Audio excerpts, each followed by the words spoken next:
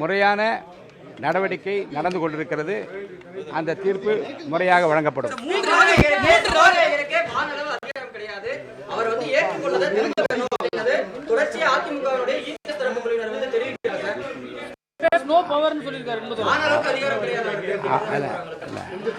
அவர்கள் கருத்தை அவர்கள் சொல்வதற்கு உரிமை இருக்கிறது. என்னுடைய அதிகாரம் என்ன என்பது என் சட்ட விதிகள் சொல்லுகிறது, சட்டமன்ற விதிகள் சொல்லுகிறது. அந்த விதிகளுக்கு உட்பட்டு நடக்க நான் கடமைப்பட்டிருக்கிறேன். அந்த நீதிக்கு தான் நான் தலை வணங்குவேன்.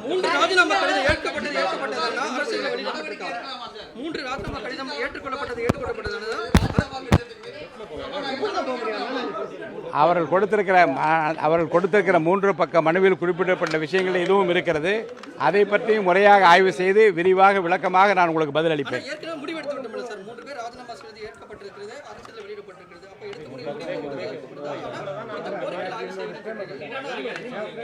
இந்த காலையில் தான் அவர்கள் மனு அளித்திருக்கிறார்கள். அந்த மனு என்னுடைய ஆய்வில் உள்ளது. அதில் என்ன நடவடிக்கை எடுக்கலாம் என்பதை பற்றி நடவடிக்கை எடுக்கிற போது உங்களுக்கு நான் நிச்சயமாக அறிவிப்பேன்.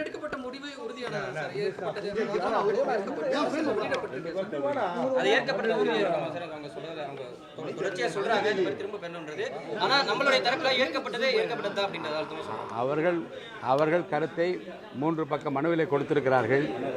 நான் சட்ட முறைப்படியும் சட்டமன்ற விதிகளின்படியும் நடந்து கொண்டிருக்கிறேன். என்னுடைய முடிவு தான் இறுதியானது. சட்டமன்ற உறுப்பினர்கள் ராஜினாமா செய்வதற்கு சட்டப்பேரவை விதி என்ன சார்? ஒரு எம்எல்ஏ வந்து என்ன ரூல் படி அவங்க ராஜினாமா பண்ணலாம்?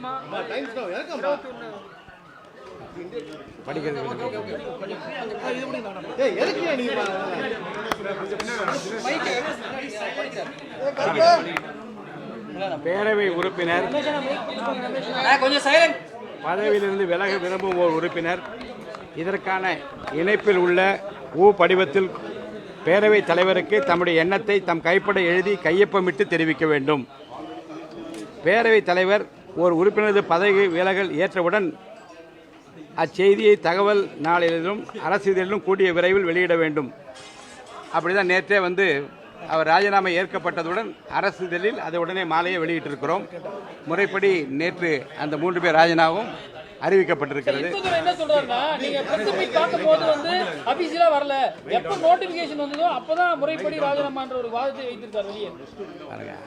அவர்கள் என்ன வாதத்தை வேண்டுமானால் வெளியில வைக்கலாம். நான் சபை விதிகளுக்கு உட்பட்டு தான் நடந்து கொண்டிருக்கிறேன். அதை மீறி செய்வதற்கு எனக்கு எந்த அதிகாரம் இல்லை. எனக்கு கொடுக்கப்பட்டிருக்கிற அதிகாரத்துக்கு உட்பட்டு நான் நடந்து கொண்டிருக்கிறேன். 21 நாளில் சட்டமன்ற உறுப்பினர்கள் தங்கள் போட்டியிட்டு வெற்றி பெற்ற தொகுதியிலிருந்து தொடர்ந்து வந்து இந்த மாதிரி வந்து ராஜினாமா கொடுக்கிறது ஒரு சபாநாயகராக நீங்கள் எப்படி பார்க்குறீங்க? அது அவருடைய சொந்த விருப்பத்தை பொறுத்து. அது என்னுடைய ஆளுகைக்கோ என்னுடைய யோசனைக்கோ அல்லது என்னுடைய தகவலுக்கோ அல்ல. அவர்கள் விருப்பப்பட்டு வந்து ராஜினாமா கடிதத்தை கொடுத்தால் அது முறையாக இருக்கிறதா என்பதை பார்ப்பதா என்னுடைய வேலை. சட்ட விதிகளுக்கு உட்பட்டு அந்த ராஜினாமா கடிதம் இருந்தால் அதை ஏற்றுக்கொள்வது என்னுடைய வேலை. என்னுடைய பணி நான் செய்திருக்கிறேன்.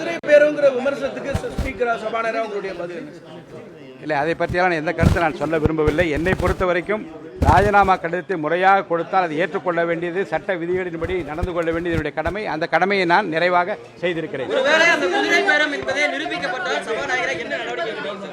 உங்களுடைய ஊகங்களுக்கெல்லாம் என்னால் பதில் சொல்ல முடியாது.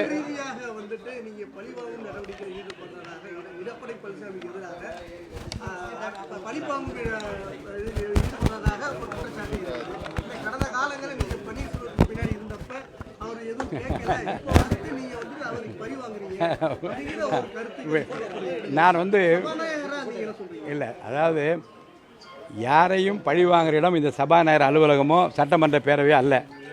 ஒரு உறுப்பினர் தன்னுடைய சுய விருப்பத்தின்படி அவர் கையொப்பமிட்டு ஒரு கடிதத்தை நேரிலே வந்து ராஜினாமா கடிதம் என்று தருகிற போது அது முறையாக இருக்கிறதா என்பதை பார்த்து அதை ஏற்றுக்கொள்ள வேண்டியது என்னுடைய கடமை. என் கடமையை நான் செய்திருக்கிறேன். அவர்களாக ஏதாவது கற்பனை செய்து கொண்டால் அல்லது ஊடகவியலாளர் நீங்களே ஏதாவது கற்பனை செய்து கொண்டால் எனக்கு எந்த பழிவாங்க உணர்ச்சியோ யார் மீது கோபமோ வெறுப்போ எனக்கு கிடையாது. நான் சட்ட விதிகளுக்கு உட்பட்டு தான் நடப்பேன். அப்படி தான் நடந்து கொண்டிருக்கிறேன்.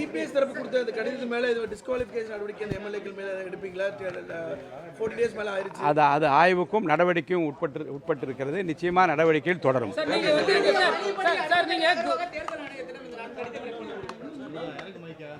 முறையான கெசட் வந்துவிட்டது, அரசியலில் அது வெளியிடப்பட்டு விட்டது. முறையான அறிவிப்பை தேர்தல் ஆணையம் தான் வெளியிடுவேன். அதற்கும் சட்டசபை தலைவருக்கு எனக்கு சம்மந்தம் இல்லை. எம்எல்ஏக்கள் ராஜினாமா பண்ணதை நீங்க குதிரை வேகத்துல வந்து செயல்பட்டு கெசட்ல வெளியிட்டதாக வந்து சொல்றாங்களே சார்.